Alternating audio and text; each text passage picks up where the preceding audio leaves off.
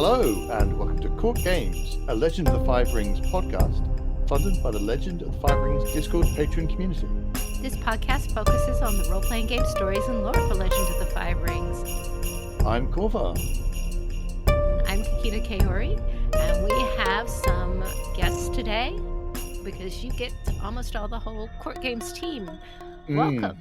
So, you want to introduce yourselves, Hi, Onimaru? everyone.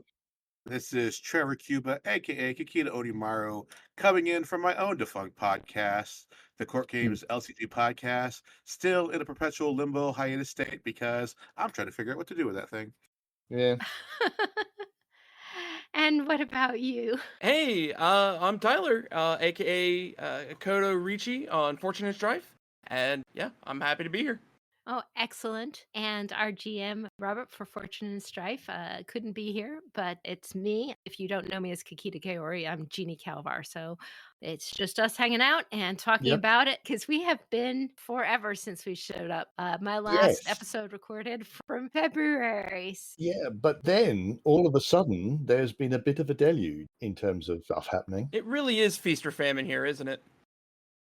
It has been feast or famine, but to be honest, we've been suffering from a bit of a famine in L5R for a long time. Oh, yeah. I know that we had big goals in February about trying to, record more episodes and get on new topics. And my work basically grilled me down and didn't give me any free time to do it, to come up with original content. And let's face it, FFG, Edge, Asmodee have not exactly been generous with their content either. No, sadly. So it's been a little bit of a famine there. In the meantime, for my part, I have been in L5R recording some episodes of Fortune and Strife in the meantime, and I've been playing Heroes of Rokugan and watching with vast amusement as my husband GMs my kids through their first L5R campaign. What have you guys been up to? Very little, I have to say. But that's, my life in general, unfortunately. But, so I don't have much to contribute, sadly. Well, I was very busy up until recently, but then about 3 months ago, I lost my job for reasons I'm not even going to get into. But that left me with a lot of free time, a lot of sad emotions. But then I went to Gencon, so now I have a very happy emotion. So everything's coming up okay now. It's good. And I didn't get to go to Gencon, but work has also been keeping me busy. But outside of that, also the episodes of Fortune and Strife, looking forward to those, getting more pushed out, and always a fun time. And then in other L5R stuff, I've been a part of a few Discords, and one particular Discord that handles translations for Japanese RPGs. There's a huge L5R community in there, and every so often, like maybe once a week or so, there's always a conversation about who the best clan is or whatnot. So it's always fun to represent the Lion and Scorpion in there. And you've been working on some other role-playing games, right? Yeah, it's mostly been with that one particular company. For instance, I'm kind of one of their main GMs for showcasing off various games. So, for instance, I was the main GM for the Shin Megami Tensei RPG actual play. Okay. So that was a lot of fun to do. And then we've got the next one coming up. By the time this episode drops, the Kickstarter we've already started, but it's a game called Katamono Opera. I got to run that, and that was an amazingly fun game. Sounds awesome. So everybody's been doing their thing, which is wonderful. Asmodee maybe not doing too much of the L5R thing in the meantime, but it's not like there hasn't been any news in the last 6 months. So, Kovar, what is something that has come out in the last 6 months that we can talk about? Market of 100 Fortunes, which is the latest in the 100 series, I guess. the latest and sadly last, because they've been delightful. So starting with Night Parade of 100 Demons and Game of 100 Candles, and then Market of 100 Fortunes, which I loved deeply and basically categorized as help, I'm trapped in a Ghibli movie. Yes. And they're just fantastic books, and they're lovely, and everyone should go read them. And I believe it's now out absolutely everywhere it could be out, because it gets out in different markets at different places, and there can be months between. And I was very confused about when it was Mhm. available where. They're just such wonderful books. And Market of 100 Fortunes, even though it is sadly the last, is a really good send off. It's a really good end to that little trilogy. For those who aren't familiar, that trilogy are books by Aconite Press, set in the L5R world with a dragon and a phoenix samurai, and they're written by Marie Brennan and very delightful to read. Yeah, they're so good. Trevor, do you know anything about Poster Book? I know that they've announced a poster book that they were releasing over on the Aconite site, and I was able to talk to the Aconite folks a little bit about that. And it's they kind of like last year they announced the art book. That's kind of a nice little coffee table conversational piece. This one, aside from being a poster, there's also got a number of maps from Rokugan. Carrie, you and I have worked before on like trying to figure out where locations exactly are on these like loosey goosey kind of painterly styles that they keep releasing. So not only it's gonna be neat because they're gonna have be like poster size maps of the various regions of Rokugan, but you can use them as an RPG aid to kind of help your players get around them on top of just being pretty wall pieces. Yeah. Nice. I never understood what a poster book really was. It's just a book full of posters.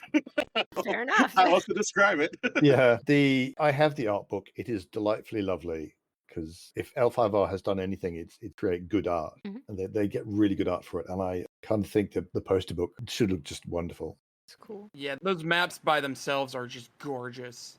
Yeah, Yeah, I got some from Francesca's print press for my walls in my office because art. yeah, As the name implies, it's just going to be a book full of posters. But I also recommend, like, hey, grab some art you really like. Maybe try to find some frames. A frame is the difference between making a poster just a thing a teenager slaps on their wall and actually be a nice, like, part of the decorum of the house. yeah, Mhm. yeah. Yeah, pick up some cool metal frames and yeah, decorate your house. Show your L5R love. I'm looking at this picture of they made artwork for Doji Hotaru that was going to be for a card that never got released. Well, they got released digitally as a print to play when they were making these versions for the LCG game where you can print off multiple copies and punch a hole out to choose which abilities that was on the card. Mhm. Okay. Mechanic, I'm not sure about. The artwork, very cool. It's got Hotaru wielding a Naginata in full battle garb, hopefully taking down her stupid brother because he deserves it. No. Start a conversation about that one.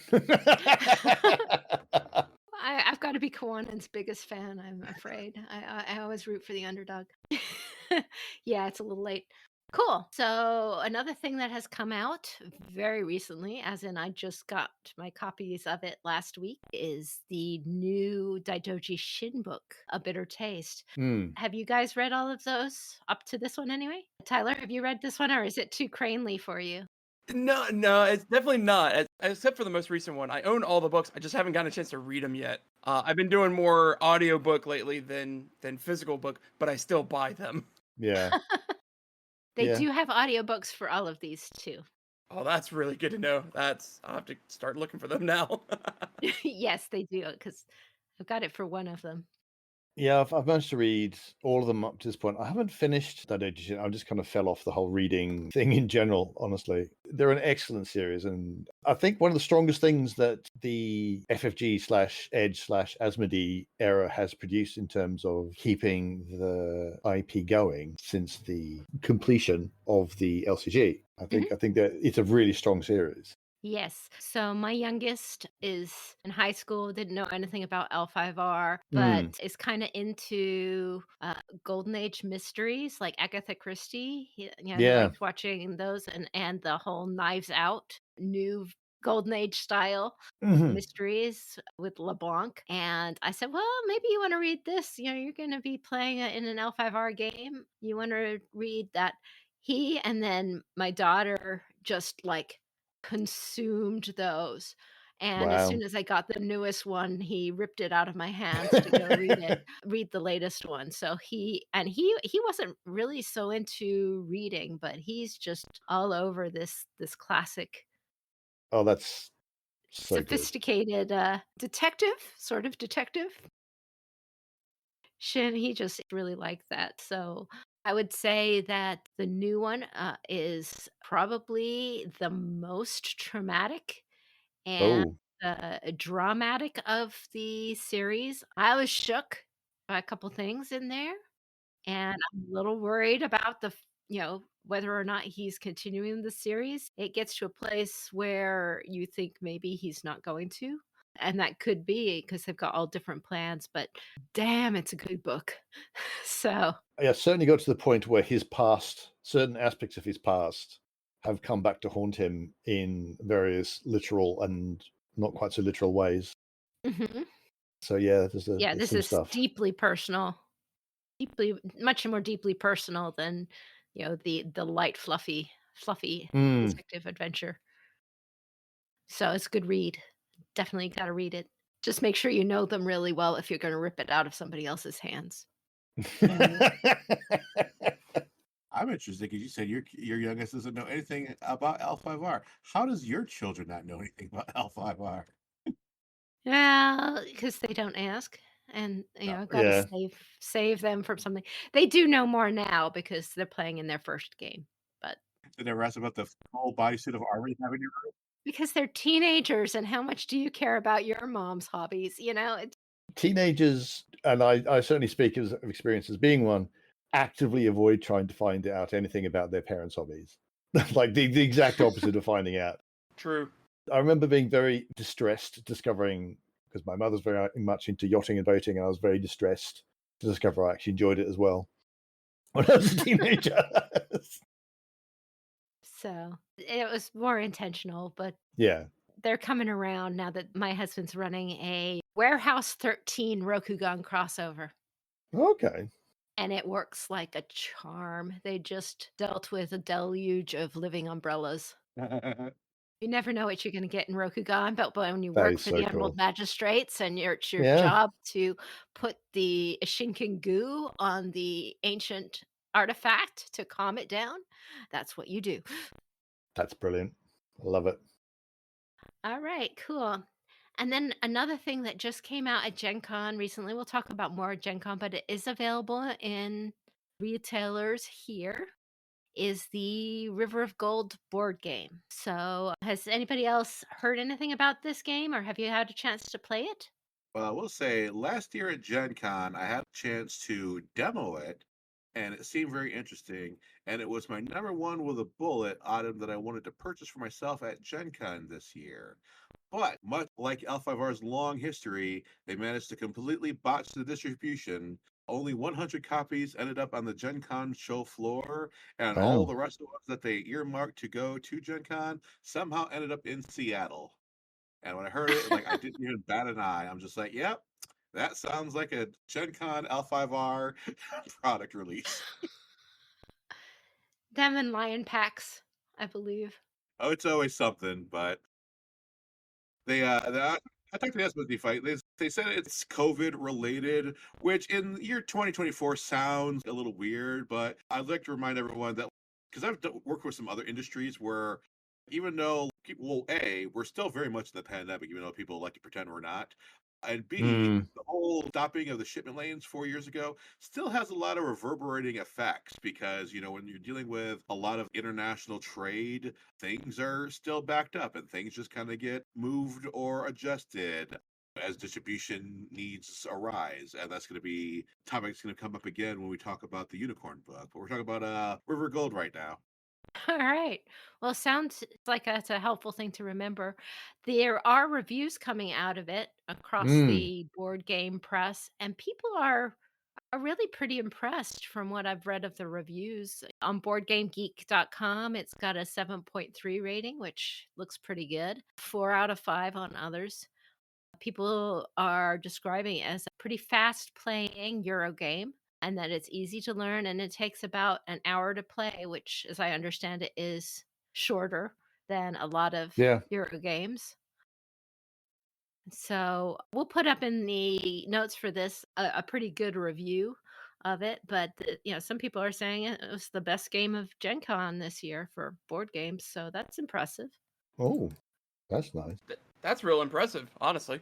Yeah, so when I got to play it last year, it plays My impression is it felt like a mix of Monopoly and Lords of Waterdeep. And I say Monopoly, people Mhm. think it's simplistic. No, it feels like Monopoly in the sense that it's a race to see who can first buy up the most properties, and then at Mm. that point it turns into whenever you have two ships and you're constantly going down the river, and then once you're at the end of the river, you get to go back up to the top of the river. So you're constantly making the decision of, do I want to invest in a property, or do I want to collect it to start earning victory points? So that's the kind of infinite back and forth you're playing with at a certain point. Inevitably, you'll be in situations where once you roll the dice, you can land on other people's, and then when you land on someone else's property, obviously you will get the resources there, but whoever owns it will get a little bit of kickback. And I believe if you land on your own property, you get the items that are on the property and your own kickback as well. Mhm. So you're always kind of like, do I want to gain, or now it's time to cash in and try to meet the objective cards that you have in your hand to try to earn victory points? Yeah. Cool. There's a good description of it in one of these reviews. Now, you play scorpion, crane, mantis, and crab? Okay. I think so. Well, I'm gonna go to my game store and see if I can get it, but there are certainly places that you can get it online, so it's getting out there. It's running Yeah. about $50, it looks like, online. And on top of the board game itself, there was also a storyline event that happened recently Yes. off of our Oh, website. yeah.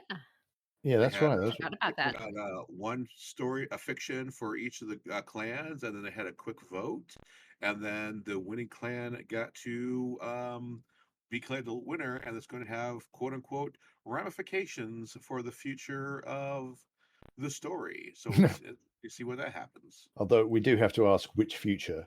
Well, But Mm, very much I'm so. sure we'll get onto that later. we'll get that.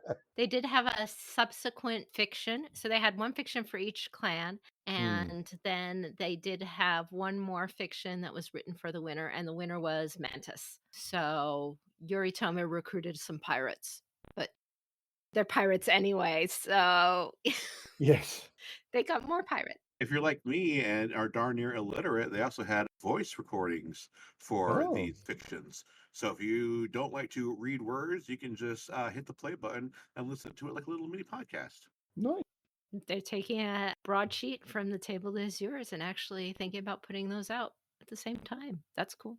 Yeah. There were some things that happened at Gen Con. I spent a lot of time in Heroes of Rokugan, so that's what I did, playing my little Kakita family Asahina school undertaker to wander around and say grim things, because that's what I do.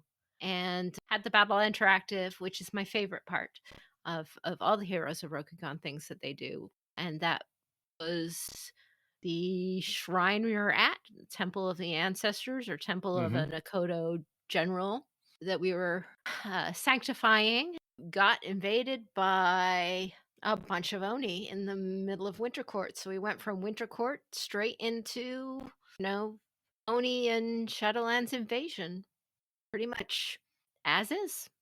I enjoy the Battle Interactives, I think, of all of the Heroes of Rokugan things that they do, but they only do those at Gen Con.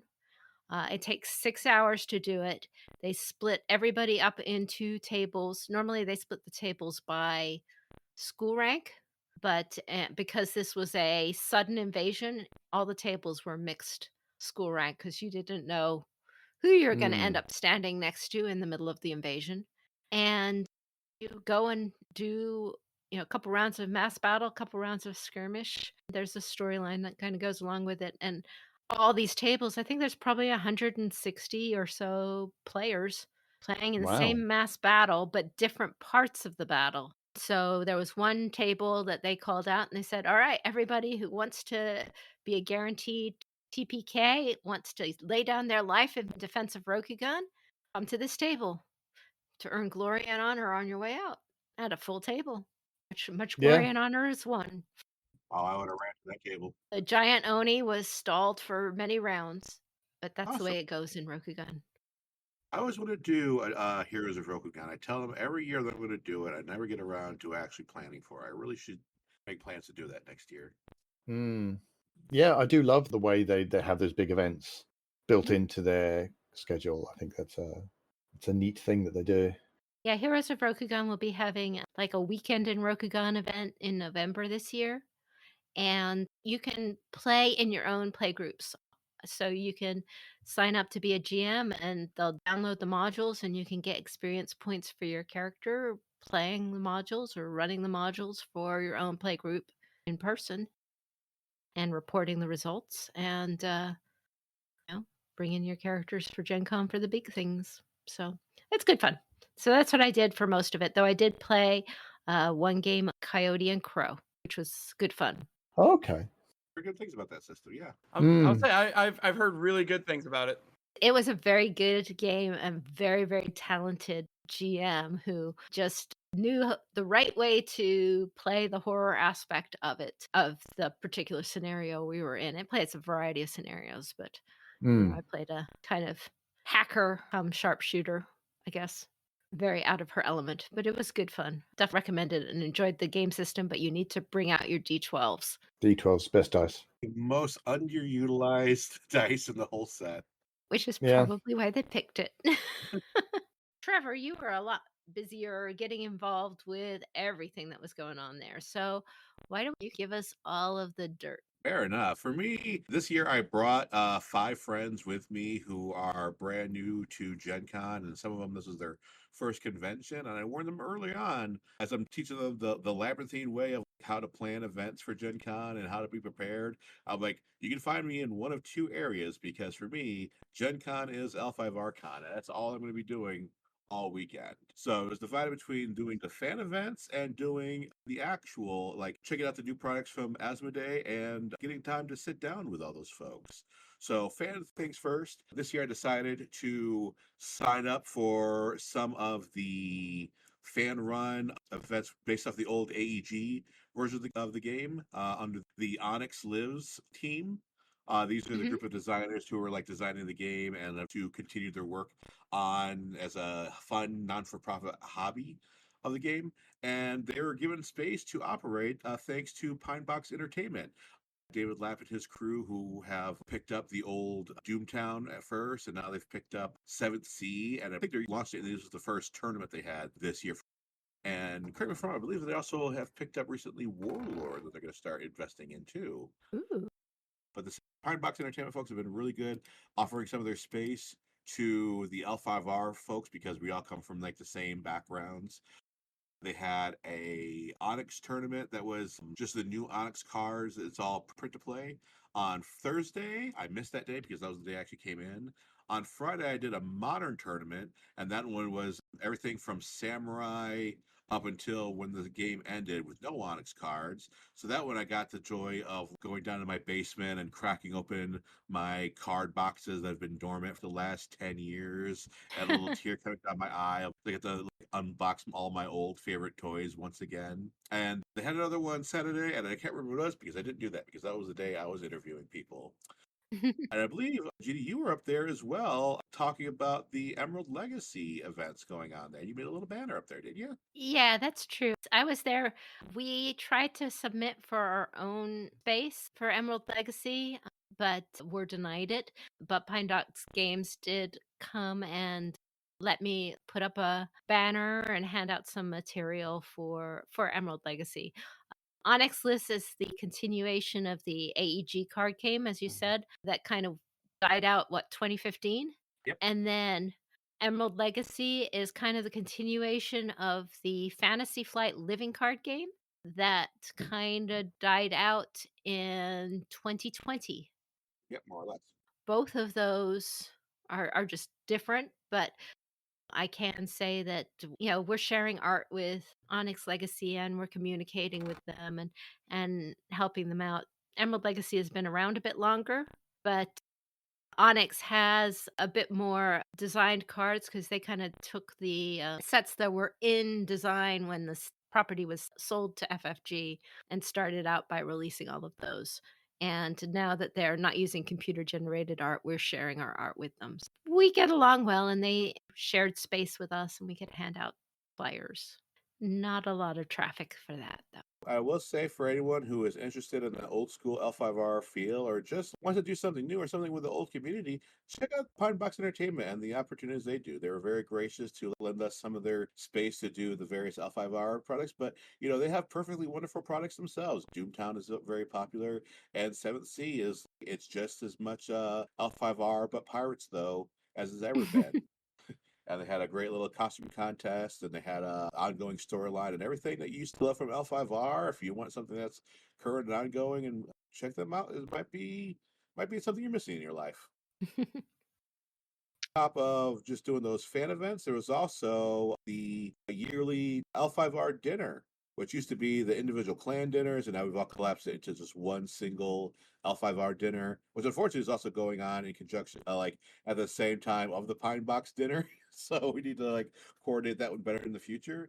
But on top of having a lovely get together like we do every year, some folks from Asmodee actually showed up. We had Katrina and some of her friends just hung around and got to talk to us in the community and pick our brains about what we used to love about the L5R and what we would like to see going on in the future. So it was a very lovely conversation, a very good surprise to see them showing up, and hope to see them out there again. In addition, I also did some interviews with Asmodee folks, and I got to talk to the CEO and one of the representatives for the Shadow Veil, the new L5R video game, to the people over doing the Champions of Rokugan miniatures game. But I guess we could talk about that when we get to those sections. But I also don't want to give out too information because I got my own podcast that I'm currently editing, and I just need to make sure everything's clean on there and make sure no one's revealing any dirty secrets that they shouldn't be revealing untowardly. So. But we can look forward to maybe some of those interviews when you get them all cleaned up. Absolutely. As soon as I get off my lazy fat butt and finish the editing process. That's pretty cool. So that's something for people to look forward to. Now, there's been a lot of speculation about what has happened with Edge and Asmodee. Why has there been such a big silence from these properties? Last Gen Con, we got spilled a whole bunch of information, a whole bunch of things that were going to happen, and it's just dead for months with no news. Yeah. And I know that there were originally plans to have L5R and or Adventures in Rokugan as a thing at Gen Con this year, and then as a role-playing game that you could join, but then that all completely fell through. A lot of people I spoke to at Gen Con were speculating that maybe it was because the Embracer Group, which bought out Asmodee, kind of dumps a lot of debt on Asmodee, so Asmodee is really struggling. Has anybody else heard anything? Talked a little bit before the podcast, and I have to be very careful about what I say because I do talk to the folks at Asmodee a little bit, and let me stress very much, they've not given me any secrets. I don't know any insider information, but since I talk to people and I've been doing some junior reporting on things, it's not too hard for me to put two and two together. But I don't want it to seem like if I bout something off and I happen to be right on some speculation, I don't want someone to get in trouble. It's just me just guessing things. And I would say, I think if you follow the news closely, you can mostly figure out what's going on behind the scenes. What I will say that last year at Gen Con, that was their first opening volley for saying Asmodee is going to stand behind L5R as an IP that they wish to expand and explore in a number of different realms. But also, that was the very early stages of that. And I'm kind of surprised, actually, that they 1 year later have anything to show. I would have considered it would have been 2 or 3 years before we saw much progress on the L5R video game. And they actually had a playable demo ready for it going on this year. So I'm very surprised about that one.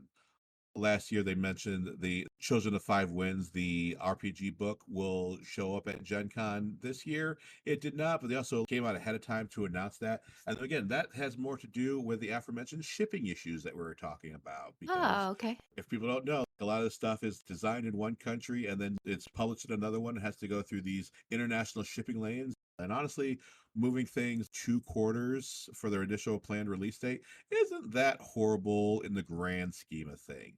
There was many things that were announced last year, and everything from my junior investigation can say things are coming along. So I would imagine if not next year, then definitely 2 years from now, we're going to be swimming in L5R products.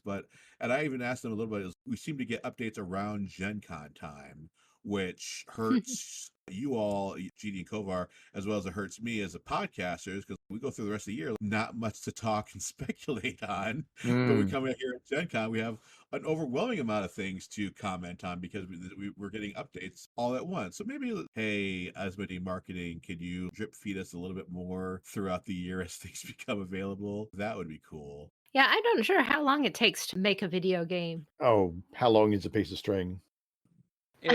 It can take forever. Yeah. You're the expert on that, Tyler. Oh, I remember the one thing I was going to say. Okay. Edge is a relatively small company. They're a subsidiary of Asmodee. And while that's all true, if you're still a spinoff, then you're mostly a small entity in of yourself with a set put upon budget and stuff. And it's not a secret that they don't have all the resources in the world to work with. Yeah. They're trying to support both the L5R 5th edition books and also the Adventures in Rokugan, which is their D20 variant of L5R. And also, their big marketing push this year was all their art. So they have a big showing for that. But keep in mind, they have like 3 people working that company and $5 to spread between them. So they're doing what they Yeah. can, what they can. Yeah. I mean, Asmodee might be a big company, but they don't necessarily spread their resources evenly. Hmm. They definitely had a big push on Arkham this year, for sure. I went to where they were holding their events, and it was quite beautiful in there, but that's cool. So maybe we don't have as much to worry about because a lot of people have been very anxious about whether they're even going to support L5R into the future. Yeah. Yeah, I've talked to them about it directly. It's more of how much their marketing things can really spread out throughout the year. Yeah. It is a very common sentiment on the Discord that some people think that as soon as the Scorpion book is out, which is the last one that we know is contractually obliged, that's going to be the end of the L5R role-playing game, like forever. And I just... That might be 2035 at the pace that they're going. That's another very common sentiment as well. But I kind of hope not. And I kind of hope that this, what seems to be a sudden revival in the IP. Yeah, we've got the board game and we've got the video game and novel series, and then there's a mini game, and there's the comics that are coming out. And after so long with nothing, this huge tsunami of information kind of makes me a bit more hopeful. I would say one thing I'm thinking of is that we get this unicorn book here next year, and then we get the scorpion book later on. If we were lucky, next year or the year after, but who knows? The scorpions can be pretty elusive in that regard. But ultimately, what I'm hoping for is that we get a new edition, a 6th edition, if you will. Because as much as I love this edition of the RPG, it's not very accessible with the unique dice that it has. So I wouldn't mind something a little more return to form in that regard. It doesn't have to be the same roll and keep that we're used to, although I would appreciate it. Like, you put out a product that says Rokugan RPG and I will buy it. Fair. But I'm kind of hoping for something a little bit more accessible to allow more people to get into the IP as easily as it used to. Well, I certainly have a lot of hopes involved with the future of the product, and I can see from the things they've been talking about a new life. I Yeah. do think that they, at least from Gen Cons, are looking at trying to get in touch with, for maybe the first time in many years, who their L5R players actually are, which is not something I've seen from them ever, to be honest. So this year was the first year that I've seen at Gen Con that Asmodee had people go to Heroes of Rokugan just to observe the LARP and some of the gameplay. And they were taking video and asking questions. They went to a clan dinner. We've had people go to clan dinners before, but that was more of a, we've kicked off of this product and we want you to believe we're real people behind it, but not as an investigating kind of a sense. Yeah.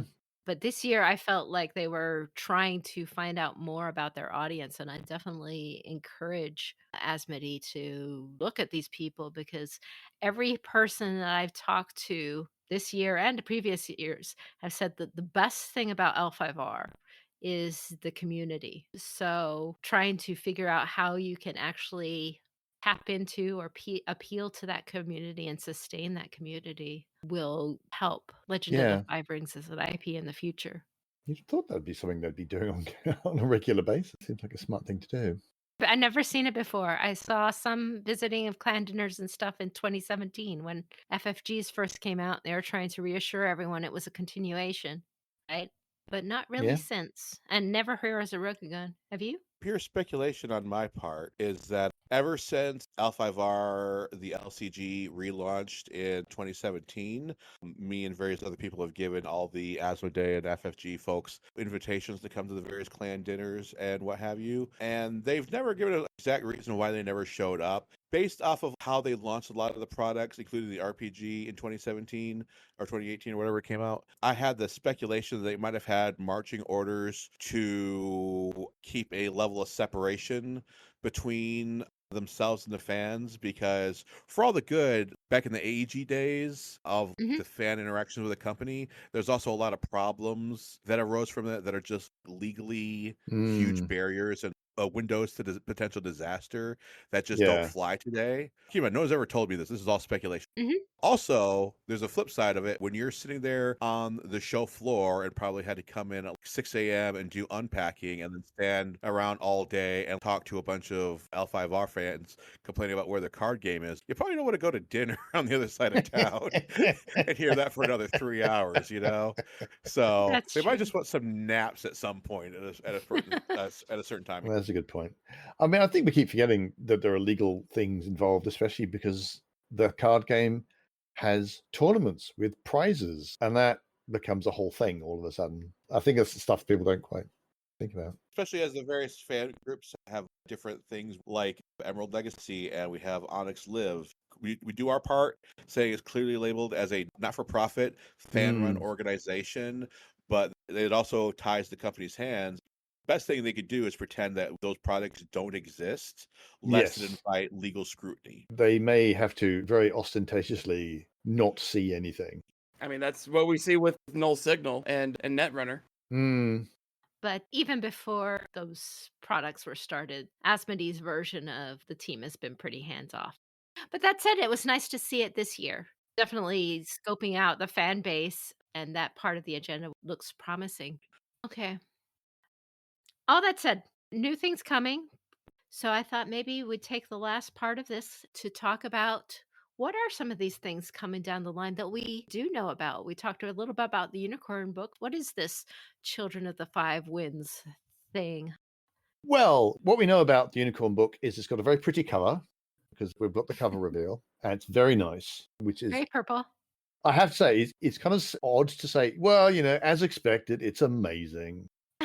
More amazing artwork as usual, but it is a very lovely cover. I was interested that it is kind of leaning a bit more towards the Mongol kind of / Kazakh side of things. It's less of a mix than is often advertised, but it looks really, really neat. What we know, what we've been told, is there's going to be Unicorn lore. There's going to be new playable schools, both Unicorn and foreign. So some people are going to be very happy who weren't very happy with Writ of the Wilds for not having many dragon things in it. So new advantages, disadvantages. It looks like there's going to be some titles and gear and horses. It'd be interesting to see if we get some good rules for horses. Role-playing games and good horse rules. Very difficult to do, I think, sometimes. And there's going to be some magic items and techniques and some new rules for running intrigues with spirits, which intrigues me. Intrigues. So you get it. I kind of go, ooh, that's a thing I didn't even know you could do. And so, I think that's the thing. I want to know more about that. I hope that I have somewhere included intrigues with normal people, because we're kind of light on rules for intrigues Well, with that's normal true. people too. We honestly, admittedly, I have not read Field of Victory, but we kind of need a Field of Victory for intrigues. Because everyone says that Field of Victory makes mass battles good and playable. And I think we need a Field of Victory for intrigues. We might be getting that with the Scorpion book, but I'm kind of right there with you. We could probably take some of the intrigue rules that they introduce here for spirits and potentially apply it to human-based or even just non-human-based intrigues. Yeah. I think that's probably what I'll wind up doing, but I'm curious to read those rules. That's the thing Yeah. that's most interesting to me, personally. Yeah. I want to see an intrigue where we're all horses in the stable, trying to have an intrigue amongst ourselves. Nay, I say. They're arguing about which battle maiden they're going to bond with, and I can say, no, I want her. She's brilliant. No, look, you're the smallest horse in the stable. She's the tallest unicorn in a generation. No, it's not going to work.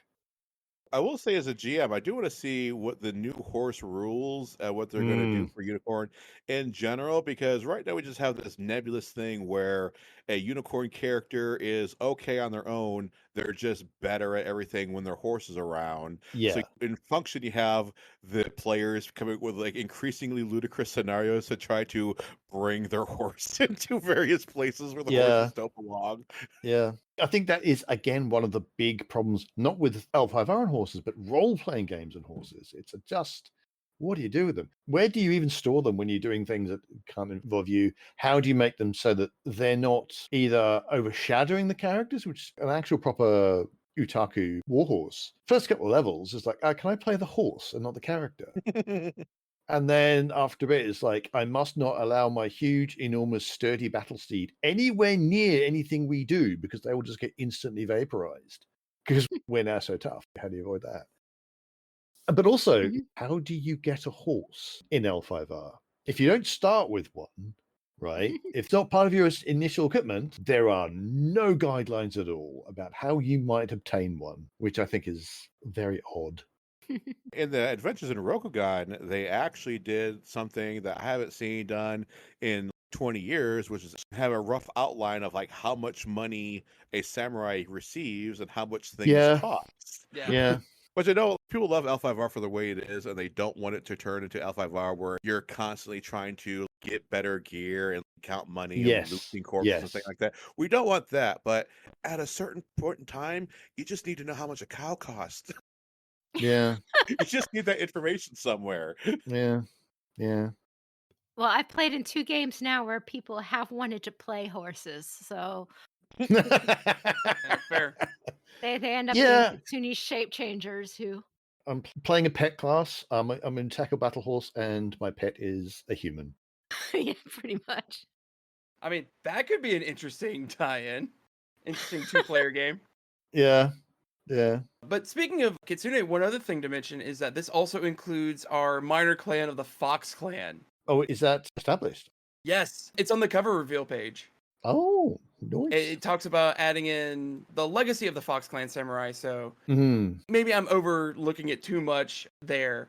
Yeah. But Fox Clan was mentioned, so I'd love to see more of a write-up on the Kitsune family, because they are probably my favorite of the minor clans, Mantis included.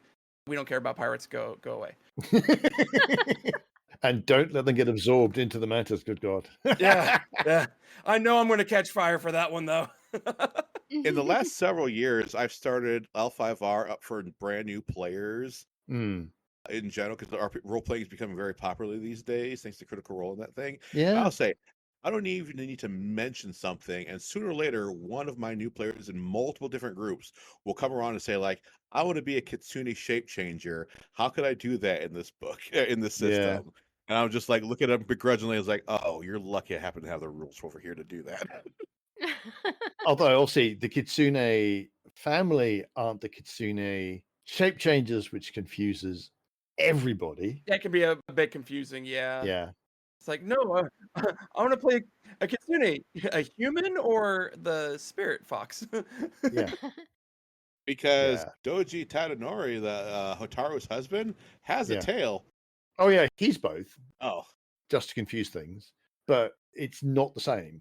And that poor guy, I mean, come on. Has there been a more neglected character in all of L5R? It's like, he sounds like he should be really important. He is the husband of the Crane clan champion, and we know nothing about him except he's got a tail. Well, we know a little bit more. He's actually had some fictions, which is more than some. I hope my Poor current man. players do not listen to this episode because he is Ha! central to the upcoming plots. Well, that's convenient because I have to admit, actually, having important characters who are mentioned in the fiction but aren't so crucial that you can do something with them and it's fine in your game. Like, you can't really have Hotaru herself be a recurring character because she's busy. She's busy with plot, right, all the time. The husband is kind of free. One of these I should come over and do a breakdown of how my brand new players who are completely new to the IP in general Mm. managed to go through both the beginner's box set mission and then the follow-up mystery of the investigation into Emerald Champion's death. Because I had one player who had a literally conspiracy board drawn Ha! out comparing Doji Hotaru and Kachiko and all these mysterious things. Is there a connection? I was introducing all the great clans early on when I'm trying to get them to build the characters, and she automatically sparked out a conspiracy. Okay, of the 7 great clans, 5 of them had their clan champion die right before current events happened. That's a conspiracy. She and Kawanan can get together and speculate. Yeah. Before we move on for about the Unicorn book, there is going to be an adventure, only it's not going to be a separate adventure from the sounds of things, 'cause that's what used to happen. But there's going to be the Lost Right adventure, which was from last year's Gencon. It was very good. Mm, It was a good adventure. I have heard good things. So I think that will be fun. And yes, it's very unicorn friendly. So Mm, I think that uh, it's a good one to include, other than I will begrudge every age count that I can begrudge. So yeah. that's kind of a pity. And I won't have more unicorn tokens in my vast token stash from other adventures. Though it's an improvement over not having one at all, which Yes. is what happened with Writ of Wild. Well, the Wits of the Wilds did have one. Oh, did it? Yes, it did, but it was online only. Ah, It was about the Pure Land sect. well, that's interesting. I wouldn't have seen that as the dragon one. Does that make sense? It came out at the same time. And Yeah, I didn't make the connection. So there you go. and right now, the last date we have for it is February 2025. Yep, let's hope so. The next thing that's coming out is a video game. We did hear hints of this last year at Gen Con, and then they did have it here to demo it. And it's called Shadow Veil, Legend of the Five Rings. I suspect I'm the only one who played it, didn't I? Again, it was a demo at Gen Con and I didn't get to go, but I am very interested in this game. Yeah, I'm hearing good things. Have you signed up for it for Steam? Yeah, Yes. I've wishlisted it. Yeah. As soon as they announced it was on Steam, I wishlisted it. Yeah. Mm-hmm. I've heard good things, but then obviously for the press, they're going to show all the people who liked it. and no one's saying, I hate it every second. But it does seem like it's got some good buzz. Yeah, they just shared a video today of people playing the games at the demo and giving their impressions. And I Yeah. just saw their advertisement effort shows how they like talking to old fans of the game, of the Alpha of our RPG or the IP in general, and getting their impression of the new things. Yep. Did either of you who went to Gen Con get a chance to play it? Oh, yeah, I did. It's fun. I'm not much of a PC gamer, and I've only played one Rogue Light. For people who don't know what Rogue Light is, that's a game where you start off with a relatively weak character and you kind of move through as far as you can until you inevitably succumb. The enemies are just too powerful for you. But when you restart, you get to restart with a number of the bonuses that you've collected through your journey, and you get to start over again. So every time you go forward, you're a little bit stronger until you steamroll all the way through. Usually in these games, once you get to the end state, once you beat the game, now it becomes a factor of, well, can I get to the end game in a shorter amount of time or with X amount of bonus challenges in the way and stuff. For this one, it is a roguelite auto battler. I was very intrigued when they say auto battle. There's a number of games that you can get that are on your cell phone that you click and your computer just kind of does it itself. So I was wondering what it means. And I found out. So what'll start is every round you have a number of your characters. It could just be Kita Oishi and your team and some Haruma Scout or maybe a Kuni Witch Hunter. So you have a number of your characters on your side and you can choose the spot where they deploy. There's a hexagon grid going through the whole map.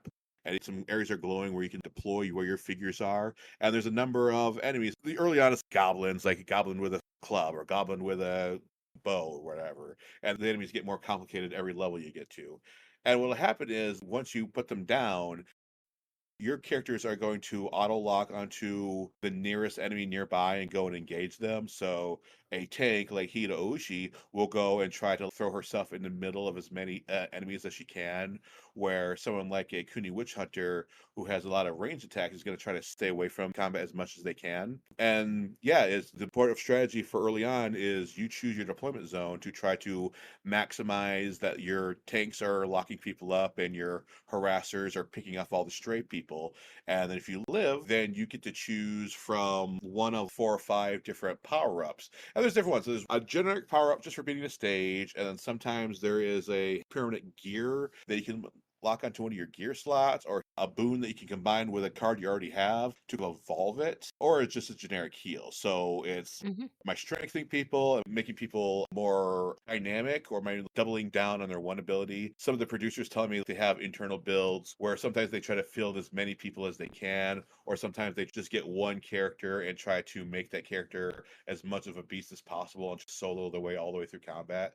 So that's where a lot of the main gameplay and strategy for Shadow Veil comes from. Very cool. The thing looking at it from afar that it reminded me of the most, I didn't play it, and I don't play a lot of video games, is Marvel Midnight Suns, with the cards with abilities that you use to advance your characters or deploy a card on something. That was kind of interesting. I don't know if it's really like that. It does have story though. It does have different kind of story points as well. It does have a main story going through it, but I do know it is being told from the perspective of Hida Oshi and her brother Hida Sukune. Thank God Yakumo is not around to screw things up.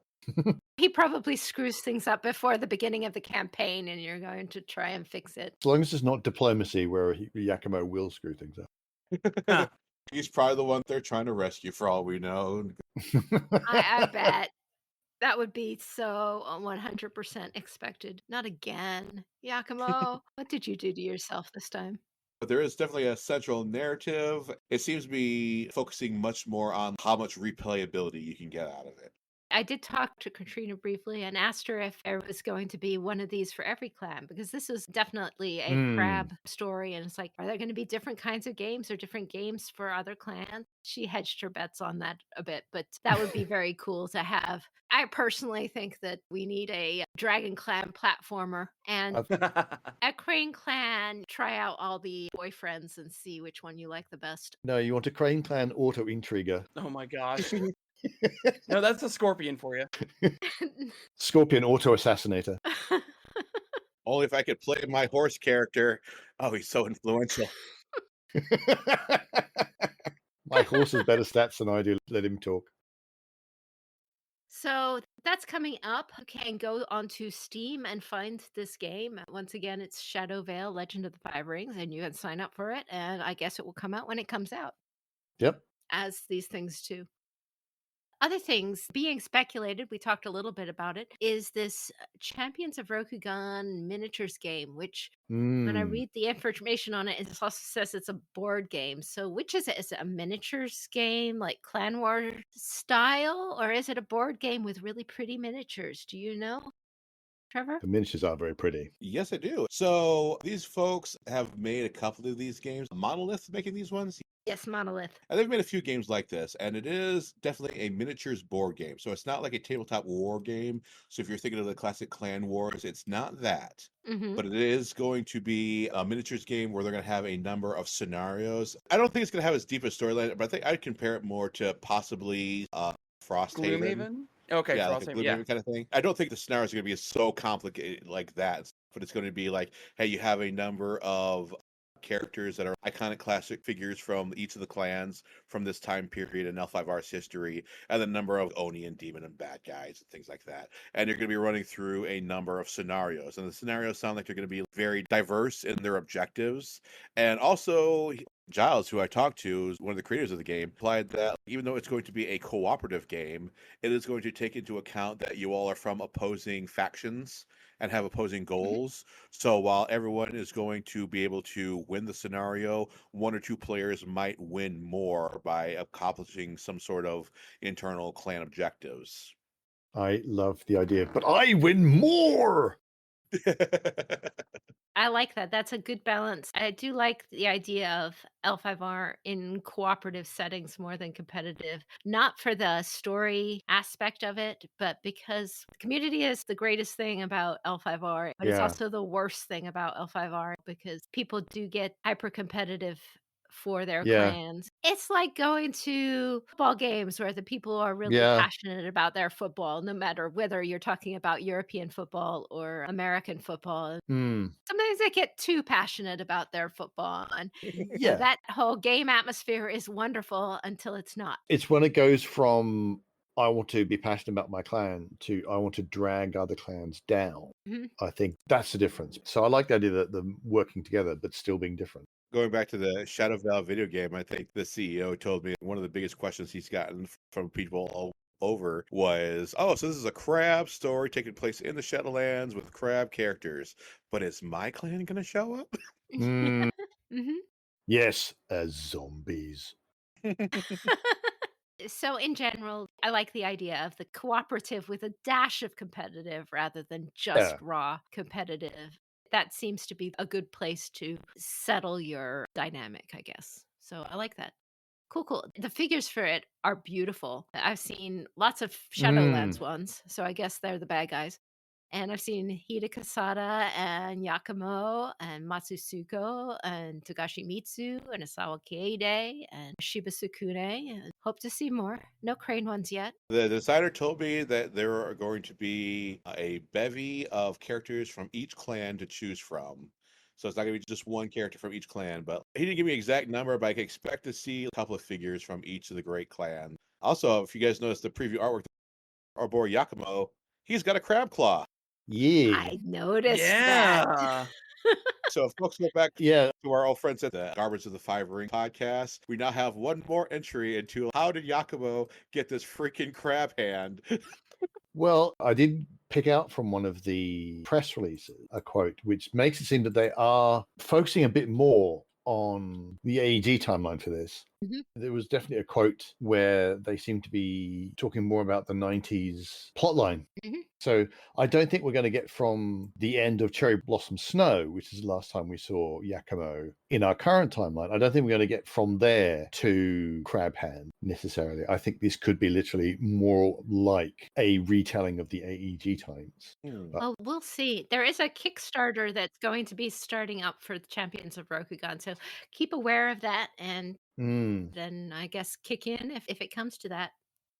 Another thing that we heard about a year ago, and I didn't hear very much about it this year at Gencon, but it's still talked about, is some comics from Dark Horse. mm, There's a new comic that I think we have authors for it now with Amy Chu as the writer and Sue Lee as the illustrator. But beyond that, I haven't heard anything. Anyone else heard anything? You know, unfortunately, it was one of the things that skipped my mind to ask about. Mm-hmm. Do know that we have a confirmation that there's going to be 4 issues of this Dark Horse comic coming out. Mm-hmm. What I would have liked to have asked, kind of interested in what's taking so long. We just talked about how video games take a long time to publish, and comic Mm-hmm. books don't take a small amount of time to publish, but I kind of wonder what's going on. I suspect they might be trying to time the release of this comic book with some sort of greater push, so it's not a product that gets released in the middle of a drop period and just kind of gets eaten up. But if it's released alongside one of these video games or board games, maybe it'll be a bigger bump to it. Maybe that's what they're waiting. I don't know. comics can take, like, the artist has to be basically working full time at about 1 page per working day, give or take, at least that amount of time. So a 4 issue comic book is going to take at least 4 months to do, just from the art point of view. And that's assuming a standard, like, how big is each issue is a big Mhm. question. Because if it's 20 pages, that's give or take a working month. But if it's Mhm. more than that, which it could be, because if they're going for more of a graphic novel, when it's all put together, you can end up a lot more. So it does depend on a whole bunch of stuff. And then you've got the writing. And then, yes, are they aiming for a particular, release date? Next time we should go for one of those Shonen Jump mangaka who basically wake up at the crack of dawn, keep working at their desk until several hours after the sun goes down, and they die at their art table like a true artist. No, let's not do that. even a comic book creating machine like Marvel, which is Mm, the primary comics I read, I'll get information with cover art and everything like that for a comic book 9 months easy before that comic yeah. comes out. That's a machine. I think that setting up initial distribution networks and making sure that there are purchasers in place to get it into the comic book shops, I can easily see it taking a year before a comic goes to, if not longer. Mm, So yeah. I'm not too worried about that. But I think that it may very well tie into, or the initiation of that year, that kickoff time has to do with what I think is probably, at least to me, the most interesting aspect of this, and also what I think is going to be the backbone for all of these properties, which is these new Clan War novels. Because Mm, I think that they are going to reboot the universe just from talking, seeing all the different products. It's not going to be a restart like FFG's was a restart from Scorpion Clan Coup or before.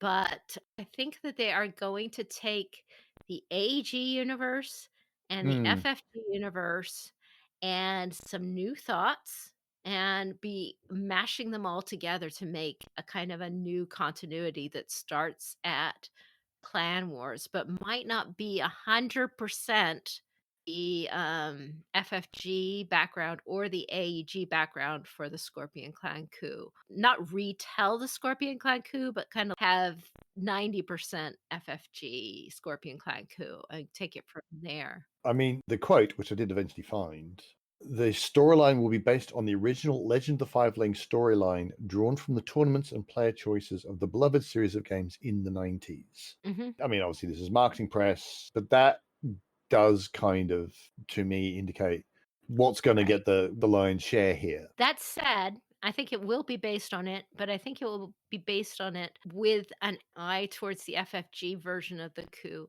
And the reason is that nostalgia paints the 90s storyline with a golden sheen and ignores and glosses over a lot of the messiness that was in there, because Mm, when you're living through it, it was a lot messier yeah. and a lot less coherent, and things came out of nowhere and things were weird.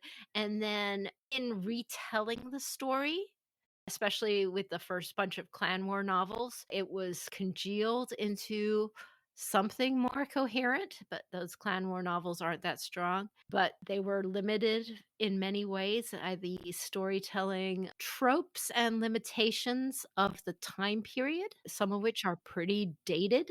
And Yes. so, what is coming out is a set of new Clan War novels, similar to what was available in the 90s. And these are by Julie Kagawa and JT Nicholas, that are going to kind of retell the story of Clan War, but they're retelling it for today. Yeah. So I think that it's going to be more of a mashup between the two. I think FFG in general was extremely successful at telling a version of Scorpion Clan Coup that makes more sense. It was also extremely different, I think. And a lot of people have desperately tried to say, oh, no, this is the realistic version and the version from the 90s was the fantasy version. I'm like, no, these are completely different stories hmm that vaguely can both be described as a Scorpion Clan coup, hmm only they are so completely different. So I think this it's going to be tough. I got to say, what I'm really interested in is who is going to be the Crane Clan champion. That I think is going to be a big hint as to which way we're going, because there's an awful lot of AEG plotline that basically hinges on the Crane Clan champion being a bloke, hmm whereas FFG obviously goes, she's not. I think that's going to determine a great deal. I've said since the very beginning, ever since FFG rebooted the new L5R timeline and we start the Crane Clan with Doji Hotaru. Listen, the Crane Clan are excellent in all things. And if Hotaru wants to knock up Kachiko, she's going to find a way to get it done, okay? But the thing is, she needed to have done it several years ago. Magic. It's all a big, weird mess. It's going to be very interesting to determine which big, weird mess they're going to choose. I think that there's a number of ways that they could do it. Yeah. I think that history gets rewritten all the time. and perspectives change. I think you're right in that a key point would be telling, is this going to be Hataru or is this going to be Hattori? But I could see other things going into the equation too. I could see them taking some of the best parts out of the original and some of the best parts out of the new FFG one and pushing them together. I think that for a product, having it so that you exile the entire Scorpion clan so they're not in the game is not really a great way to go. But that's how the AEG clan wars started out. I mean, that's how the game started out. There was no Scorpion clan, so I don't think that's going to be a deal. But I think that they might decide, let's use the whole thing. Let's change Hataru's story or keep Hataru's story alive. But maybe we just kind of peel off the very end of that because there was a certain amount of rushing to write the Battle of Cherry Blossom Snow in the very end of that storyline to finish it off. Maybe we don't like the way that ended quite as much as it did. So maybe we launch it off into a different direction and take it from there. Or maybe we change some things about it, like even the gender of Hattori, and make that flipped. But we keep it so the Scorpion kind of have a more realistic motivation for why they do it. Maybe we keep, Shoju did nothing wrong element in there so that we can keep the Scorpion clan. We don't know what they're going to do, but it's really interesting to speculate. We know it starts with a Ronin Tutori. So that's all we know about it. Yes, but was he Ronin's because he decided not to do his job, which is the FFG decision? Or is it because he put his butt on the throne because he thought Satori was dead and Satori went, I wasn't dead at all, you should have known.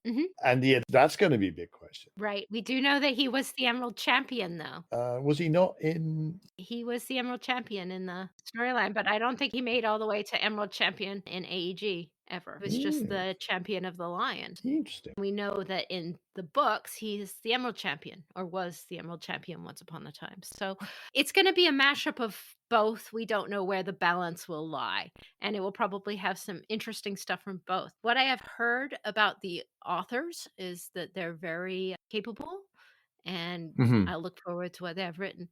One thing that is cool, I don't know if any of you will care one way or another, but for the comic books and for the new Clan War novels, one thing that they are doing clearly is they are reaching out and they are using Asian authors and Asian artists for Dark Horse. So that is going to be interesting too. That will be a different spin and make it, potentially pull away from some of the 90s stuff that did get a little hairy or crabby or however you want to call it.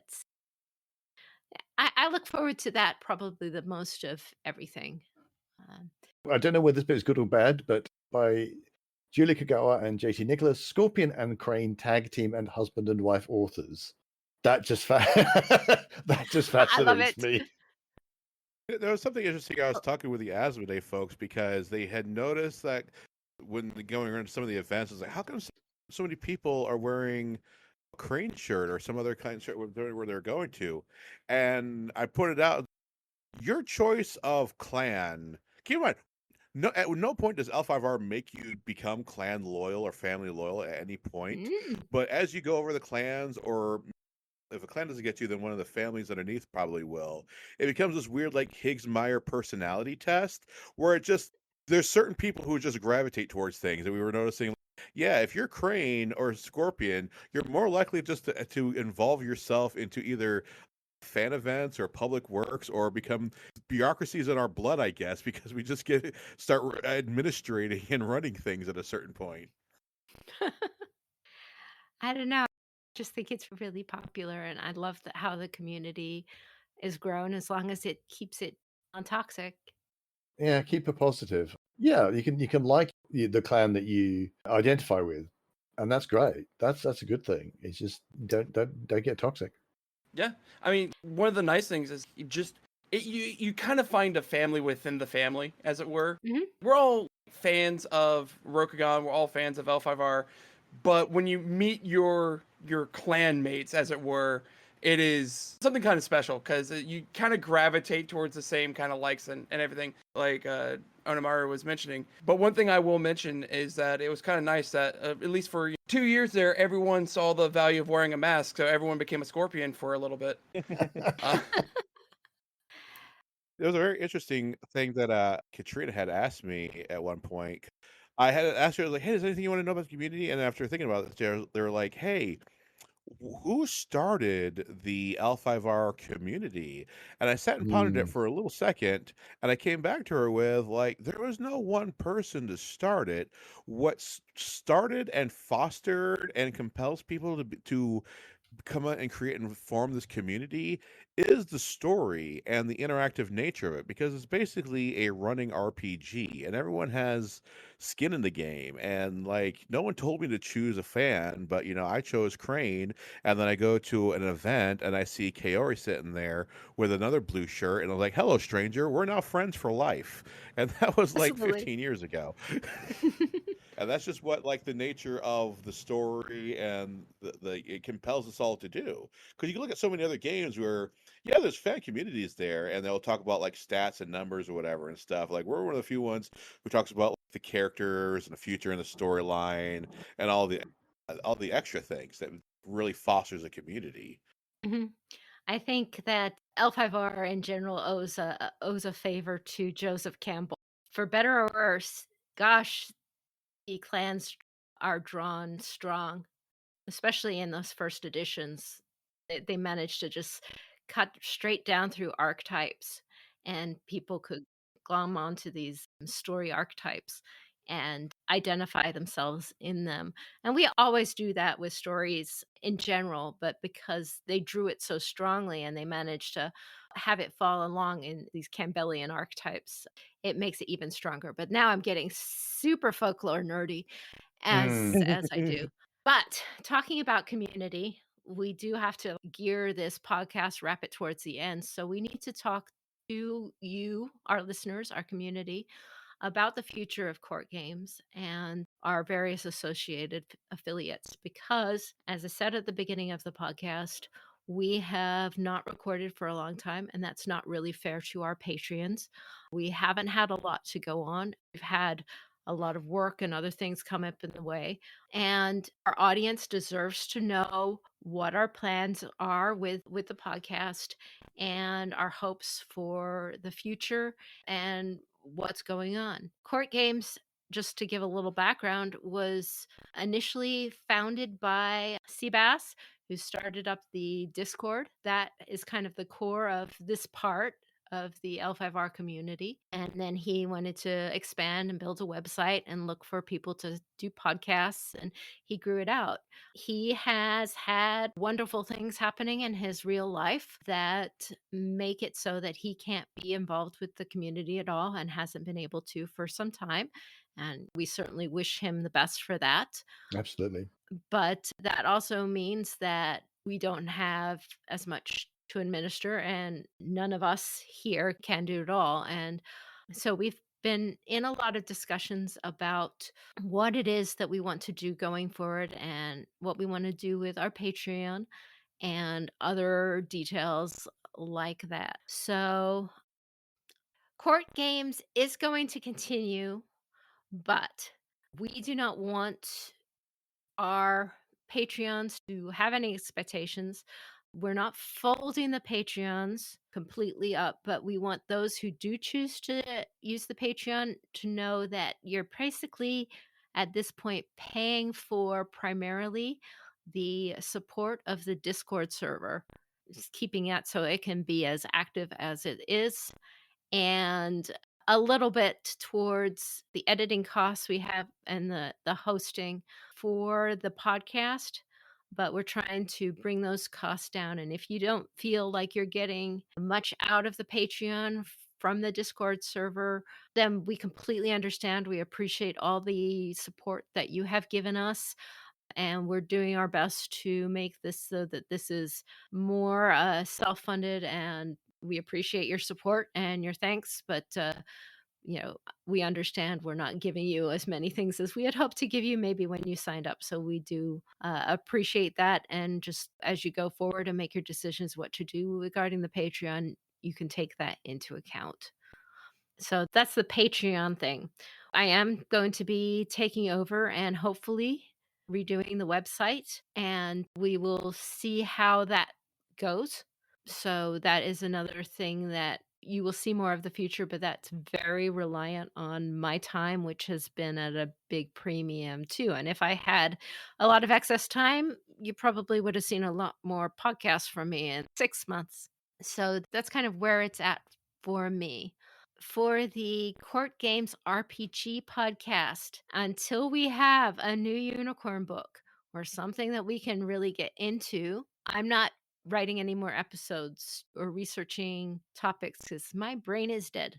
I have not got new ideas. I've given them all up for you guys already.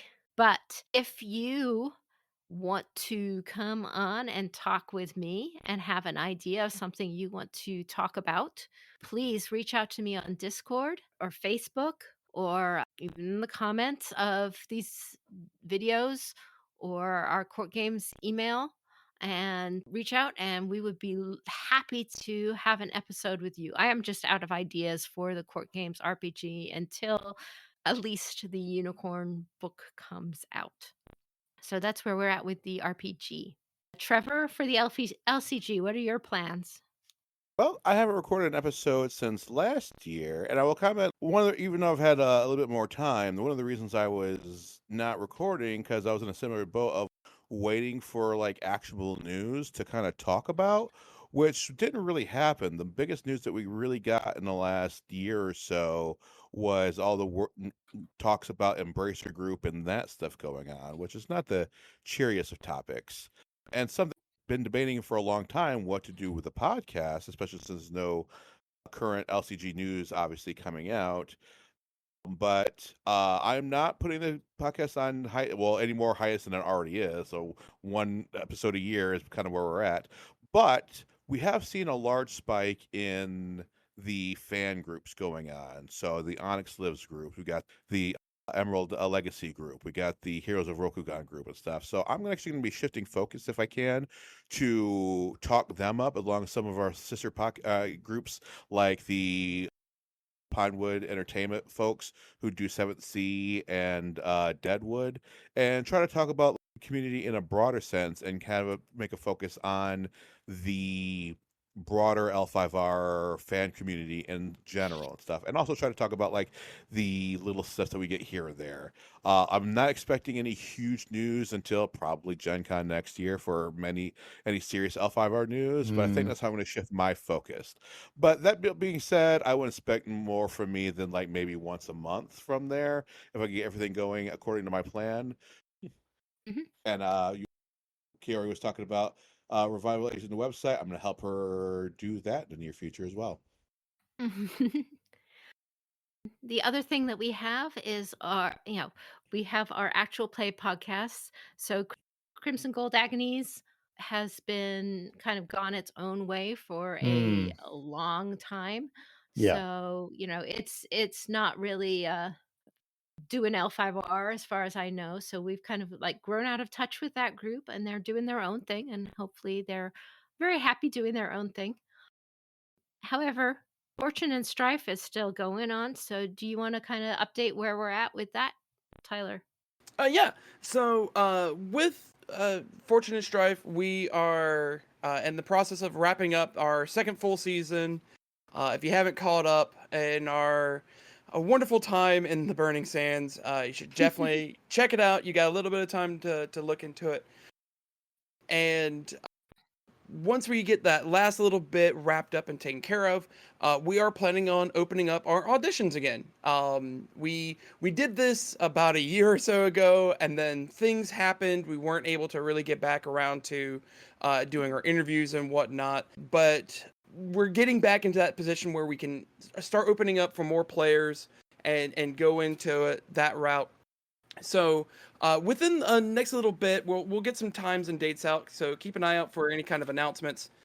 But we are going to be opening up those auditions again for more players to join us in Fortune and Strife. So very much looking forward to playing with more people and sharing the love that Ricci and Gen have gotten. We've enjoyed it a lot. It's been very fun traveling in the Burning Sands. We do hope to go on and do more adventuring within Rokugan. And we're also trying to, maybe do it in a different way where different people can try out GMing and you can see different styles as we go to a maybe more episodic kind of a thing. I've already got ideas. You've got ideas. I've got ideas. Shannon's got ideas. My husband is a good GM, has run a couple of feature spotlights for it. So we've got ideas. That said, again, we are not in a good place where we can promise regular updates for Fortune and Strife. We love doing them and we love our characters and we love Robert, our GM, and the story we're telling. But it's very hard to, keep a consistent podcast going no matter what, because life gets in the way. You know how it is trying to get a full gaming group together. Anyone who's done RPG, it's the biggest challenge in Yep.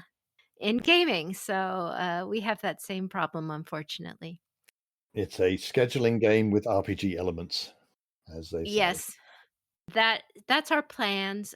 We will be doing stuff as we can, dealing with our new circumstances. So please, be patient with us. If you want to go off and don't feel like you can patron us anymore, we completely understand. We'll keep things going anyway, because just because we love talking to you, and we love talking about L5R, and we love this community, which is what we've said all along is what it's Yeah. all about. So thank you for those who have stuck out with us as Patreons. We absolutely adore you and appreciate you. And that will be kind of what it's like, what it is for us in the future. Also, thank you to D20 Radio, who we still have an affiliation with, even though if Yeah. we lay low. We appreciate any of their people who come by and visit us. And thank you so much, Tyler and Trevor, for coming by. Thank you, Kovar, for all you've done for this podcast and, being a wonderful person to talk to here. I love you and hope that things go well for you no matter what we end up doing in the future. Yeah, it's all been good. I mean, you've put in such a lot of work into this podcast. I think your achievements and the contributions are just they should be really recognized. I hope everyone listening knows how much that is the case. So thank you. But that's it for this week. So yes, take care, everybody. Online, you can find our website at portgamespod.com, at least for now. yep. You can find us on Twitter at twitter.com/courtgamespod or x.com these days. I suppose we must claim Boo. it to be. But boo. Boo. But yes, we are still there. And on Patreon, you can find your Patreon to update your information on it or check it out. Make sure you're not idling away an unnoted account, and patreon.com/courtgames. But that's it for us this week. This is Kikita Kaori. May the fortunes favor you. And I have been Korvar. And until we meet again, keep your jade handy. And Tyler? Keep your steel sharp. And how about you, Trevor? What up, my ninjas? There you go. I love it. All right. Take care, everybody. Bye-bye. Bye-bye. See ya. All right.